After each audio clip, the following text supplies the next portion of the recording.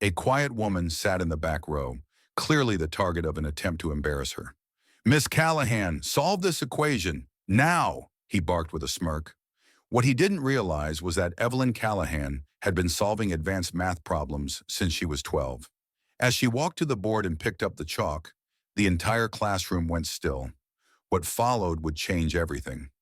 Sunlight streamed through the tall windows of Westmore University's mathematics building, casting elongated shadows on the shiny floors.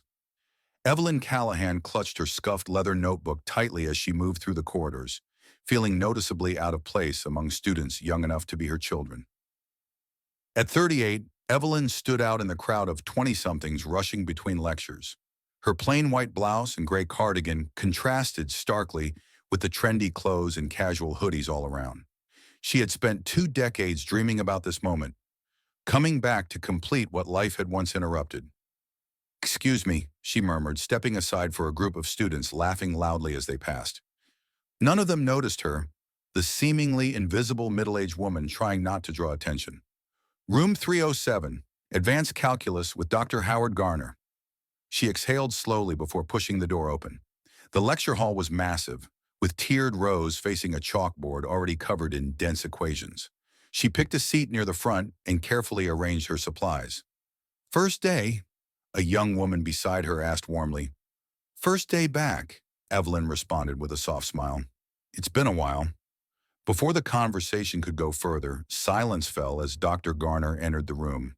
His reputation was well known: sharp, brilliant, and impossible to impress. With silver hair and a sharp suit, he carried an air of authority. His intense gaze swept the room, silently measuring each student's potential. "Welcome to Advanced Calculus," he said, his voice commanding attention. "Look to your left. Now look to your right. One of you won't be here by midterms." A few nervous laughs echoed. Evelyn stayed still, eyes locked on the board. "This is not remedial math," he continued, sketching a complex formula on the chalkboard with ease. "This is where we draw the line between those who enjoy math and those who truly grasp it." His eyes landed on Evelyn and lingered long enough to feel like a challenge. She recognized the look, doubt mixed with curiosity, as if questioning why she was there at all. As the lecture began, Evelyn's hand moved swiftly across her notebook. She didn't just take notes, she added margin comments, refined techniques, and connected his lesson to deeper theories he hadn't touched on. "Ms." Dr. Garner suddenly stopped, looking straight at her. "Evelyn Callahan," she replied, calm despite her quickened pulse. "Ms. Callahan, do you disagree with my method?" He'd noticed her writing something that didn't match his explanation. "No, sir, just taking notes." His mouth tightened. His eyes narrowed slightly. Well, Miss Callahan, perhaps you'd like to share those notes with the class tomorrow." The condescension was obvious. Evelyn nodded once, silently acknowledging the challenge. By the end of week 1, she had built a routine.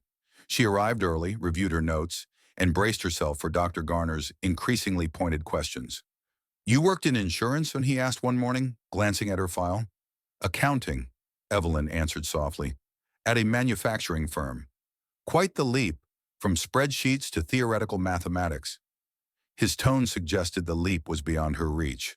The whispers began too. Other students speculated about her. Why was she back? What had brought her to campus at her age? Evelyn ignored them, focusing only on the pure joy she found in numbers and theory, a love she'd carried since childhood. In the faculty lounge, Dr. Harriet Powell had overheard the chatter about the older woman enrolled in Garner's class. "Howard seems determined to push her out," said Professor Jenkins as he casually stirred his coffee. Harriet's brow furrowed. "That doesn't seem fair. Has he even given her a real shot?" "You know how Howard is," Jenkins shrugged. "He makes up his mind about who belongs in his class before the semester even kicks off." Later that afternoon, Harriet spotted Evelyn alone in the university's mathematics library, surrounded by books far beyond what the course demanded. Intrigued, she walked over. "Quite the heavy reading for the first week," she remarked, eyeing the titles on non-Euclidean geometry and complex analysis. Evelyn looked up, a bit startled. "Oh, just brushing up. It's been some time since I've studied this deeply." "I'm Dr. Powell. Differential equations," Harriet said, extending her hand. "Evelyn Callahan," she replied, shaking it politely. You're in Howard's class, aren't you? How's that going? Evelyn smiled faintly, revealing little. It's demanding, as it should be. Harriet studied her for a moment. We've got a faculty colloquium next week. Grad students attend sometimes. You might enjoy it. Thank you, but I'm not sure Dr. Garner would. I'm inviting you, Harriet said warmly. Tuesday at 4 p.m. in Matt Hall. Back in class, Doctor. Garner seemed more intent than ever on pushing Evelyn to her limit. His questions grew sharper, his tone more dismissive. Miss Callahan, perhaps you'd like to explain to the class where you're struggling with today's concept. It might help the quieter ones who won't speak up. Evelyn lifted her gaze from her notebook, locking eyes with him. I understand the concept, Doctor. Garner. I was just exploring a different way to prove it. His brow lifted in surprise. An alternative method? How original. The sarcasm was clear to everyone in the room. I'd love to hear it. Tomorrow, then? The challenge hung there like a gauntlet. Evelyn gave a small nod. She knew this was exactly the opportunity he'd been waiting for, to discredit her publicly. I'll be ready, she said quietly. Tuesday afternoon, Evelyn found herself in the back row of Matt Hall, listening to faculty present their current research. Harriet spotted her entrance and gave a small nod in acknowledgement. Most of the crowd consisted of grad students in tight little groups, occasionally sneaking glances at the unfamiliar face. Dr. Garner was the final speaker, presenting his work on multidimensional calculus applications. Evelyn listened attentively, notebook open, jotting notes and quietly noticing a minor flaw, not enough to discredit his results, but a place his methods could be refined. As the talks ended and coffee was served, Evelyn considered slipping out, but Dr. Powell intercepted her. What did you think? She asked, motioning toward Garner, now surrounded by an eager group of grad students.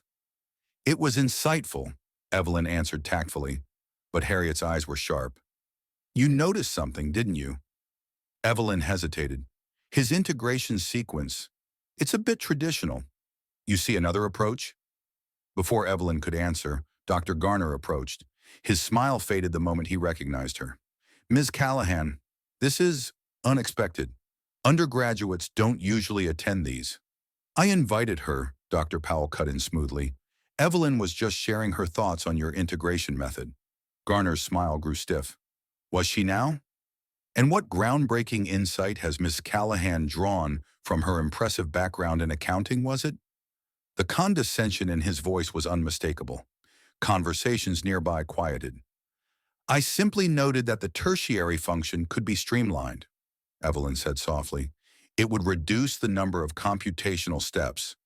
Garner gave a short, dismissive laugh. If it could be simplified, don't you think someone might have done it in the decades this method's been taught? Perhaps someone with more than a week of advanced calculus under their belt? Harriet frowned. Howard? No, it's quite right, he said coldly, keeping his eyes fixed on Evelyn. The timing is perfect. Miss Callahan was already planning to dazzle us with her alternative approach tomorrow, Dr. Garner said with an icy smile. Perhaps she'd prefer to present it to the class right now? The room fell into an awkward hush. Grad students glanced at one another, some with discomfort, others intrigued. Evelyn felt a flush creep up her neck. A part of her wanted to walk out, to retreat from the spotlight and judgment. But a deeper part, the one that had wrestled through dense equations late into the night after putting her daughter to bed, the part that clung to knowledge even when life had forced her to put her formal studies on hold, held steady. If there's a chalkboard available, she replied evenly, I'd be glad to walk through it. Dr. Garner's expression turned almost predatory. Be my guest. The following day, tension filled room 307 like static before a storm. Whispers traveled quickly, fueled by the tale of what had unfolded at the faculty gathering.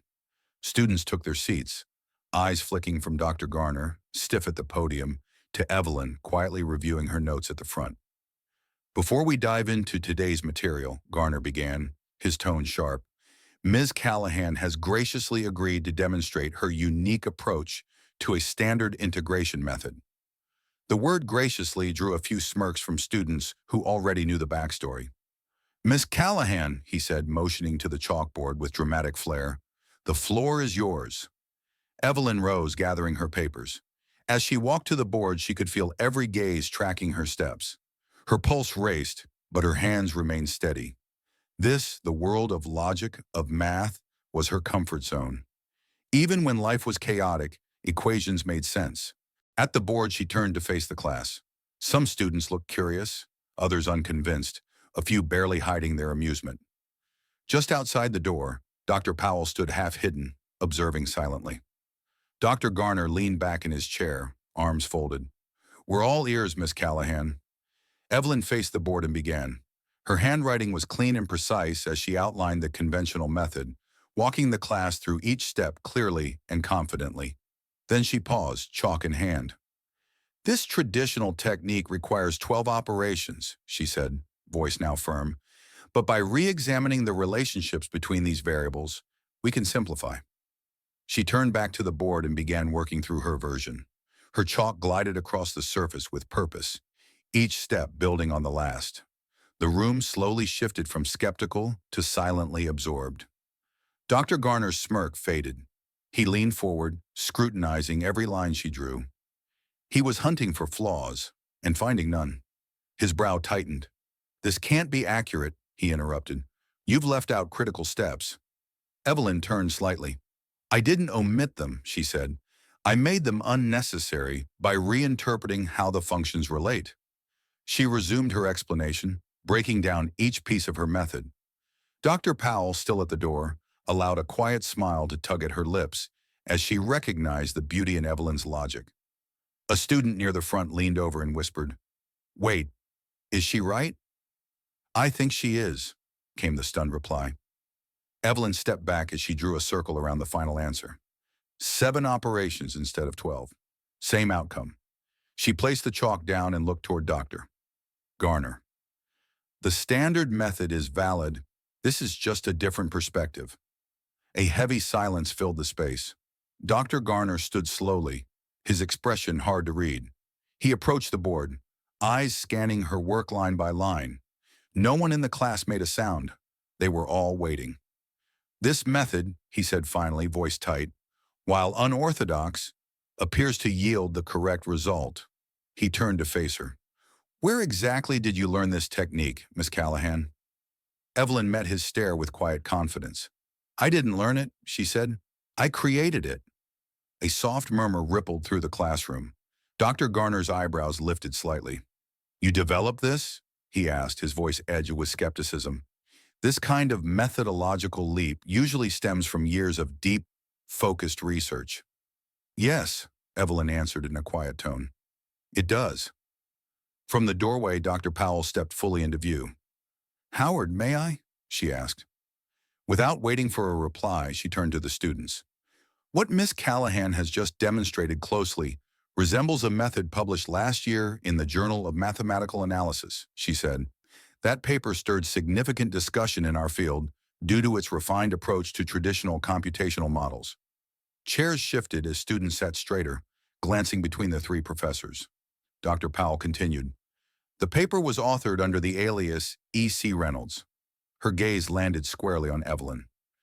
"An alias linked to 6 increasingly prominent publications over the last 10 years, though the true identity of the author has remained a mystery." Dr. Garner's expression flickered, first doubtful, then puzzled, finally landing on realization. He turned to Evelyn. "You're saying you're E.C. Reynolds?" Evelyn gave a calm nod, her face serene. "I had to publish anonymously. Without official qualifications, I knew the work wouldn't be accepted seriously." A hand rose in the back. "Wait, E.C. Reynolds?" a student asked hesitantly. "My undergrad advisor made us study those papers. He said they were the future of computational theory." "I've read them too," another chimed in. "They're incredible." For once, Dr. Garner found himself speechless, a rarity for the usually long-winded professor. He looked at Evelyn, then back at the chalkboard, where her solution still glowed in its elegant clarity. "Why are you even here?" he asked at last, sounding genuinely baffled. "If you are E.C. Reynolds, why sit in my class instead of teaching your own?" "Because I want the credentials that match my knowledge," Evelyn replied, her voice steady. "Because my daughter just started college, and now it's my time. Because I've spent 2 decades learning whenever I could steal a moment, and now I want to learn the right way. The room fell silent, the weight of her words sinking in. Dr. Powell smiled faintly as she watched Dr. Garner grapple with his assumptions. Well, he said finally, straightening his tie, Miss Callahan, it seems we have plenty to talk about. Word of Evelyn Callahan, quiet, older student, and secretly the renowned E.C. Reynolds, spread rapidly through the Westmore Mathematics Department. By the next week, the news had reached every corner of the faculty and graduate offices. Dr. Garner's attitude toward her subtly shifted. Gone were the sharp questions meant to poke holes in her reasoning. In their place came more considered, respectful queries. His previously curt manner softened into something approaching collegial respect, though his pride kept him from changing too quickly. Miss Callahan, he said as Friday's lecture ended, I've been reading through your paper on nonlinear differential equations. There's a section on page 42 I'd like your thoughts on, if you have time. Students glanced at one another as Evelyn gave a nod. The same professor who once tried to undermine her was now requesting her input. After class, a few students gathered around her desk. Miss Callahan? One asked, nervously adjusting her glasses. I've been struggling with last week's material. Some of us have a study group. Would you be willing to help explain some of it? Evelyn smiled kindly. Of course. When do you meet? In the faculty lounge, Dr. Powell found Dr. Garner staring out the window deep in thought. You're not the first to misjudge her, Howard, she said, pouring herself some coffee. But you might be the first to admit it. He gave a small frown. I haven't admitted anything, she smiled. Your posture has. Look at the way you're addressing her now. The fact that you're reading her papers, Harriet smiled. It's almost as if you respect her. She's been working at a high level without formal education or guidance, he admitted reluctantly. That's something to acknowledge. It's more than something, Harriet corrected. It's remarkable. And she did all this while raising a child on her own and working full-time. Dr. Garner's frown deepened. Why are you telling me this? Because she's going to need a thesis advisor next year. Someone who can challenge her, someone whose recommendation will hold weight. Dr. Garner raised an eyebrow. You're suggesting me? After everything, after I spent weeks trying to push her out of my classroom? I'm suggesting you precisely because of that, Harriet responded. You've recognized your own biases, and you're still the best in the department in the areas she's exploring. In the following days, Evelyn found herself in a completely new role. Students started approaching her for help, sitting next to her in class, and inviting her into their discussions. Faculty members, who once ignored her, now made a point to introduce themselves. Dr. Garner watched all of this unfold from a distance, observing as the woman he once dismissed as an out-of-place housewife, dabbling in academia, became a central intellectual figure in his classroom. One afternoon, as Evelyn explained a complex theorem to a group of struggling students, Dr. Garner thought that maybe, just maybe, there was something he could learn from her after all. 3 weeks later, Dr. Garner stood before the department's curriculum committee, presenting his proposal for the spring semester. Among the faculty sat Evelyn, invited as a special consultant for her unique perspective as both a student and published researcher. The traditional sequence has served us well, Dr. Garner concluded, but I believe it's time to reconsider our approach. He glanced briefly at Evelyn. Recent innovations suggest we may be doing a disservice to our students by not incorporating more efficient computational models. Dr. Jenkins, the department chair, leaned forward. Correct me if I'm wrong, Howard, but isn't this essentially the E.C. Reynolds method? The same one you dismissed as amateurish speculation just last year? An uncomfortable ripple of chuckles ran through the room. Dr. Garner cleared his throat. I've reevaluated my stance, he said stiffly. Academic integrity compels us to follow the evidence, regardless of personal feelings. Dr. Powell added quietly, it's about the research, not the personal bias. The meeting ended with tentative approval of Dr. Garner's proposed changes. As the faculty filed out, he approached Evelyn, who was collecting her notes. Miss Callahan, a moment? She looked up, her expression neutral. Yes, Professor. The department is holding a symposium next month on evolutionary approaches to teaching calculus, he said. Given your unique perspective, your input would be invaluable. Evelyn studied him for a moment. Are you asking me to present alongside faculty? I'm asking you to co-present with me, he clarified, the words difficult for him to say. Your practical applications complement my theoretical framework. The significance of the moment wasn't lost on either of them. This wasn't just a professional courtesy. It was a public acknowledgement of her expertise and her official inclusion in the academic community that had once rejected her. Later that afternoon, Evelyn led her first official student help session. What had started as an informal group was now attracting nearly half of Dr. Garner's class. The key isn't memorizing formulas, she told the engaged group. It's understanding the relationships between functions. As she guided them through increasingly complex problems, Evelyn felt a quiet satisfaction. This was the moment she had dreamed of during those late nights at her kitchen table, solving advanced mathematical problems by the glow of a single lamp after her daughter had gone to bed. From the hallway, Dr. Garner observed the session briefly. The woman he had once tried to humiliate was now teaching his students, explaining his material with a clarity and effectiveness that sometimes surpassed his own. He turned away, a reluctant smile tugging at his lips. Howard Garner was not the type of person to admit his mistakes easily, but even he knew when he had been outmaneuvered, both mathematically and personally. 6 months later, Evelyn stood at the front of a packed lecture hall in the mathematics building. The departmental colloquium had drawn faculty and students from across the university, all eager to see the first public appearance of the now revealed E.C. Reynolds. Dr. Garner sat in the front row, watching as she confidently presented her latest research. Her elegant explanations and intuitive approaches to complex problems captivated even those who weren't experts in the field. And so, we conclude, she said, that by reconceptualizing these relationships, we open new pathways for both theoretical exploration and practical application. The applause was immediate and enthusiastic. As the questions began, Dr. Garner noticed with satisfaction the respect in his colleagues' voices as they addressed her. No one questioned her right to be there anymore. Her brilliance had earned her place. When the session ended, Dr. Garner approached her at the podium. "Congratulations, Evelyn," he said, using her first name for the first time. "That was masterfully presented." "Thank you, Howard," she replied with a small smile. He hesitated, then added, "I owe you an apology. My initial assessment of you was—" He paused, searching for the right word. "Incorrect." She nodded. "Profoundly incorrect," he acknowledged. "I let my preconceptions cloud my judgment." Evelyn considered him for a moment. "In mathematics, we revise our hypotheses when new data contradicts them. It's not a failure. It's part of the process." "A rather generous interpretation of my behavior," he noted dryly. "I've had plenty of practice being underestimated," she replied. "It taught me to value people who are capable of changing their minds." As they walked together toward his office to discuss her upcoming thesis proposal, Dr. Garner reflected that his most important lesson of the year hadn't come from a textbook or a research paper. It had come from the quiet woman he had once mistakenly tried to humiliate.